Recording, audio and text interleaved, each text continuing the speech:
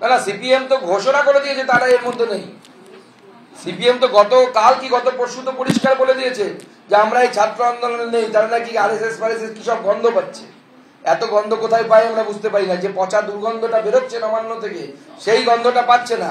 Setting fish ফ্রাইয়ের গন্ধে সেই গন্ধ ঢাকা পড়ে যাচ্ছে। শুধু ফিশ ফ্রাইয়ের গন্ধ তারা পাচ্ছে, ম করছে। বামরা হচ্ছে তৃণমূলের এপিট আর ওপিট। তৃণমূল এবং বাম এরা হচ্ছে সেটিং রাজনীতি করে, বিজেপি সেটিং রাজনীতি করে না। আর বিজেপির আন্দোলন এটা নয়। তবে আমাদের বিরোধী দল তৃণমূল কংগ্রেস যেভাবে বিজেপি করছে, এরপরে মনে হচ্ছে আমরা বাধ্য হয়ে নবান্ন অভিযানের ডাক দেব এবং দেখাবো যে বিজেপির নবান্ন অভিযান হলে কি হতে পারে। তখন এসব ব্যারিকেড কিচ্ছু থাকবে না। এবং আজকে যেভাবে কয়েকটা দৃশ্য দেখলাম যে পুলিশ দৌড়ে পালাচ্ছে, তখন সব পুলিশ দৌড়ে গিয়ে নবান্নে গিয়ে আশ্রয় নিবে। দেখুন, আপনারা তো এই আন্দোলন দেখলেন, আপনারা দেখেছেন ব্যারিকেড ভেঙেছে আমাদের ছাত্ররা, আমাদের রাজ্যের ছাত্ররা। ব্যারিকেডের উপরে উঠে জাতীয় পতাকা নিয়ে তারা আন্দোলন করেছে। কোথাও দেখেছেন বিজেপির এমএলএরা ভেঙেছে? তারা কোনোখানে হয়তো এসছে সাহায্য করার জন্য। কিন্তু সব থেকে বড় কথা, বিজেপি ঘোষিত আন্দোলন নয়। বিজেপির ঘোষিত আন্দোলন হলে তার আকার আর বহর কি হবে আপনারা বুঝতে পারছেন।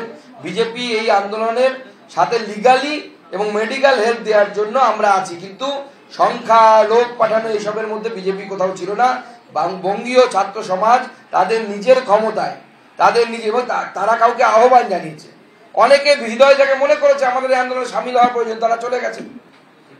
এই প্রশাসনের উপরে মানুষের বিশ্বাস চলে গেছে। আর কিভাবে থাকবে বলুন না?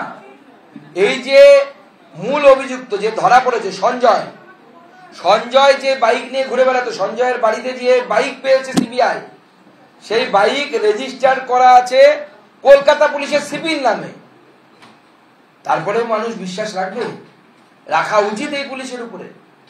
আজকে যেভাবে বেশ কয়েকজন অভিভাবক এসেছিলেন যারা আক্রান্ত হয়েছেন, আমরা টিভিতে যতটুকু দেখেছি, সেই অভিভাবকদের যেভাবে আক্রান্ত হতে দেখেছি, যেভাবে মারতে দেখেছি পুলিশকে, তারপরে আপনারা মনে করেন পুলিশের উপর মানুষের ভরসা থাকবে?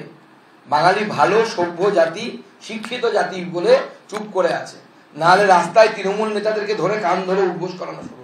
দেখুন, বহু জায়গায় তৃণমূল কংগ্রেস দুষ্কৃতীদেরকে মিছিলে ঢুকিয়েছে।